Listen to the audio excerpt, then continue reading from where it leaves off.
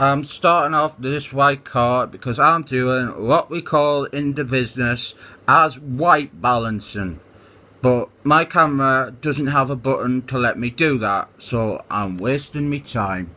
I'm going to do a review of this comic here, Quasar. And I wasn't going to review this one straight away, but I jumped to the top of the pile when I realised that it was a fantastic counterpoint to this rubbish. I reviewed it a couple of days ago. It was written by an atheist, and every page it was just calling you stupid if you believe in God or Satan. It was pure agenda. It was awful. This comic, on the other hand, is also written by an atheist, but an atheist who is willing to play with the ideas of religion and spiritualism. What he does, he puts his opinions in the mouth of Quasar, but he will always offer up an alternative viewpoint. So when Quasar says something like, "Oh, God is a load of bollocks," then he'll have someone else counter that, saying how God isn't a load of bollocks. This is the correct way to do it. Nobody is excluded, nobody is bullied, nobody is told that they're stupid, and the writer isn't a smarmy, small-minded prick. The story of this one is Quasar and his two friends are in space, and actually I should mention the art, because the art is very notable. Actually there you can see that they have coloured Quasar's shoulder the wrong colour. It is meant to be blue. That's embarrassing. The art of this one though is actually by Batman. Now, in 2012, Batman became one of the biggest artists in the medium, and this comic is from 1993, so this is like some of his very first comic book art, so this is kind of historically significant in that regard. The story is Quasar and his two mates are in space, and they have found this big scary monster. There he is, a big scary alien monster. He is called Soulman Rocky Johnson, aka The Rock's dad, also known as Dwayne The Rock Johnson's father. What it is, he goes around in space and he eats up people's souls. And recently there was a big planetary genocide and he has eaten 1 trillion souls. So now he is big and scary.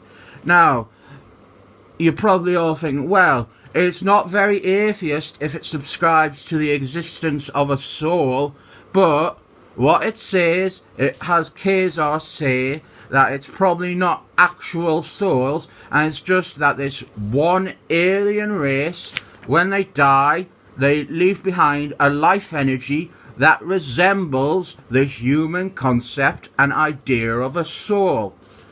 And anyway, everyone knows souls are real because Bart sold his to Milhouse, and if souls aren't real, how do you explain that episode of The Simpsons?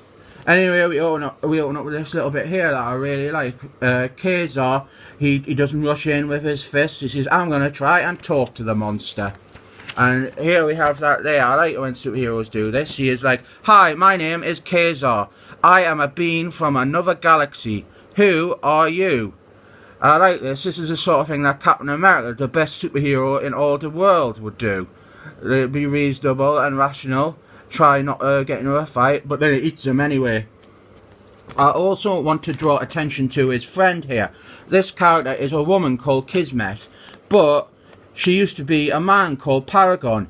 She is arguably the first ever trans superhero character. They first appeared in the 70s, and they haven't appeared since 2004. It is almost as if Marvel have no interest in political and social politics, and that they are just using them to milk and pander some sales. Otherwise, surely they wouldn't exclude one of the first trans characters in their canon.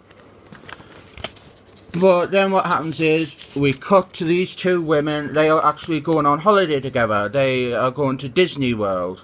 They are probably lesbians, so that is good. And there's this hitchhiker here, and look at the state of him. Nobody would pick him up. He looks like the exact sort of hitchhiker that will rape you and kill you and then rape you again. But what happens is there's some oil on the road, and a car gets caught in it, and it crashes. And then the hitchhiker comes over, and he's smoking a cigar. And that is stupid because fire and oil don't mix. So you're going to cause a big explosion, mate, and then there'll be no one for you to rape. Then Quasar is fighting Soul Man there, and he realised, we get a little bit of Soul Man's backstory there, like how he had the Rock and how he used to be friends with Thor.